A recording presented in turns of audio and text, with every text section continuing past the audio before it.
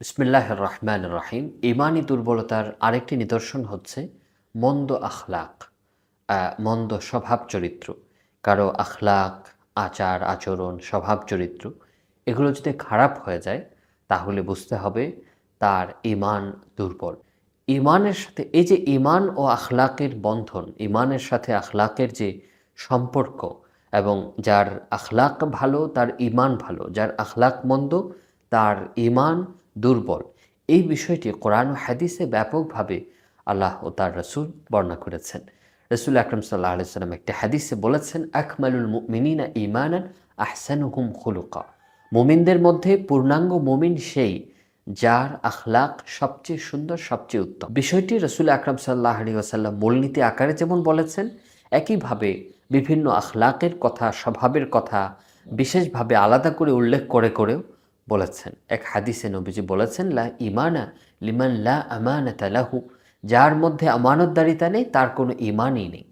তার মানে যে খেয়ানত করে, বিশ্বাসঘাতকতা করে, আমানতের খেয়ানত করে, তার ইমান পূর্ণাঙ্গ নয়, সে দুর্বল ইমানের অধিকারী। প্রকৃত মমিন সেই যে আমানতদার।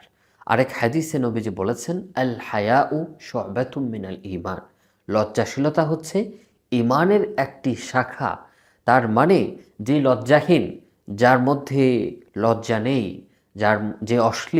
যে অশ্লীলতার চর্চা করে, তার মধ্যে ইমানের দুর্বলতা আছে, ইমানের ঘাটতি আছে। ঠিক একইভাবে যে ব্যক্তি অন্যায়ভাবে কাউকে আঘাত করে, কাউকে কষ্ট দেয়, সেও প্রকৃত মুমিন নয়, তার ইমানেও দুর্বলতা আছে। রাসূল আকরাম সাল্লাল্লাহু আলাইহি ওয়াসাল্লাম বলেছেন, ওয়াল্লাহি লা ইউমিন, ওয়াল্লাহি লা ইউমিন, ওয়াল্লাহি লা ইউমিন। আল্লাহর শপথ, ওই ব্যক্তি মুমিন নয়। আল্লাহর শপথ, ওই ব্যক্তি মুমিন হতে পারে না। আল্লাহর শপথ, ওই ব্যক্তি মুমিন হতে পারে না। সাহাবায়ে কেরাম জিজ্ঞেস করলেন, মান? কিলা মান ইয়া রাসূলুল্লাহ।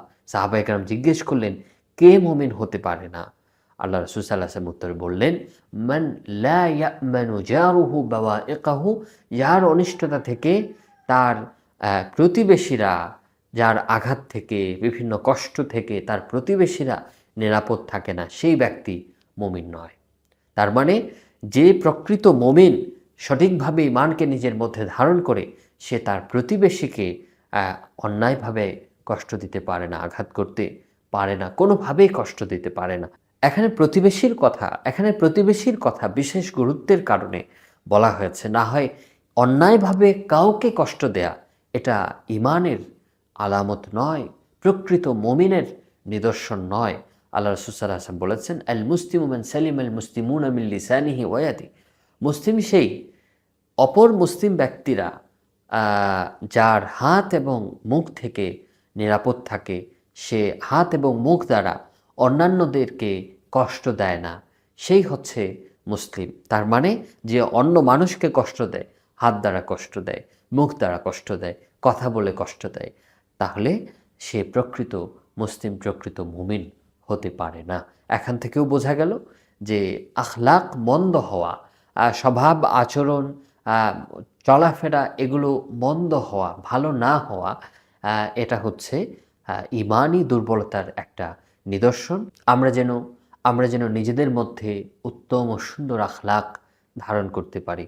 আল্লাহ তাআলা আমাদের সেই তৌফিক দান করুন।